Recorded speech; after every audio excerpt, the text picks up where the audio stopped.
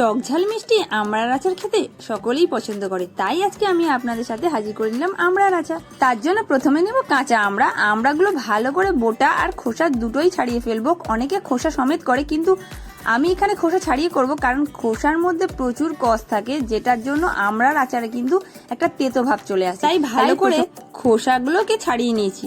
খোসাগুলো ছাড়িয়ে খানিকক্ষণ জলের মধ্যে ডুবিয়ে রাখলে না অটোমেটিক কষগুলো বেরিয়ে যাবে, আর আচারের মধ্যে কোনো তেতো ভাব। আমড়াগুলো যেহেতু নরম, মানে এখনো আটি হয়নি, সেহেতু আমড়াগুলোর মধ্যে কিন্তু কষের পরিমাণটা একটু বেশি হয়। আর জলে ভিজিয়ে রাখলে অটোমেটিক দেখো কষগুলো বেরিয়ে গেল।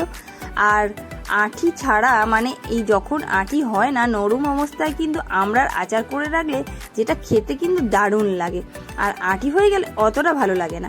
আর আমি এখানে একটা কাপড় দিয়ে খুব ভালো করে কিন্তু আমড়া থেকে জলগুলোকে মুছে নিচ্ছি, যাতে একটা জল থাকলে কিন্তু আচারটা নষ্ট হয়ে যাবে।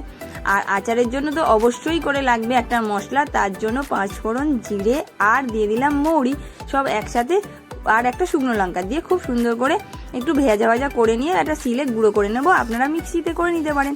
তারপর একটা কড়াইতে তেল, 5 ফোড়ন আর শুকনো লঙ্কা ফোড়ন দিয়ে আমড়াগুলো দিয়ে খুব ভালো করে নাড়াচাড়া করে নিতে হবে।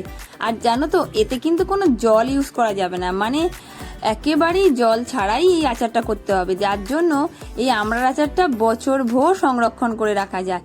আর সাথে দিতে হবে হলুদ গুঁড়ো, আর তো লবণ লাগবেই, কারণ আচার মানে তো লবণ তো চলবেই। এর সাথে দিতে হবে একটু কালারের জন্য। আমি এখানে কালারের জন্য কি ইউজ করেছি বলো তো, কাশ্মীরি লঙ্কা। আপনারা কালারের জন্য না দিয়ে এমনি ঝালের জন্য একটু দিতে পারেন। আমি যেহেতু শুকনো লঙ্কাটা মশলার সাথে গুঁড়ো করে নিয়েছি, তাই জন্য আর আমি এখানে ঝাল লঙ্কা দিইনি। আর দিলাম স্বাদ মতন চিনি। আমরা বলে কথা, চিনি তো লাগবে, একটু বেশি পরিমাণ কিন্তু চিনি দিতে হবে, আর না হলে কিন্তু প্রচুর টক হয়ে যাবে।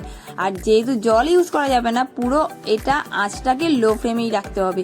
চিনিটা গলে গিয়ে একেবারেই জলে টুইটুম্বুর হয়ে যাবে। তারপরে আমরা কালারটা কত সুন্দর এসছে সেটা তো তোমরা দেখতেই পাচ্ছ, দারুণ এসছে। আর এবার কি, সেই ভাজা মশলাটা তো মিশিয়ে দিতে হবে।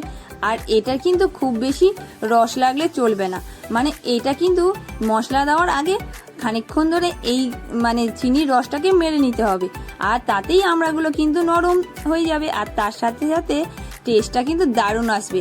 এইবারে খানিকক্ষণ নাড়াচাড়া করার পরে যখন গাঢ় মতন হয়ে আসবে, মানে পুরো শুকনো নয়, তখন কিন্তু এটাকে নামিয়ে নিতে হবে, কারণ ঠান্ডা হয়ে গেলে আচার পুরো জমে যাবে।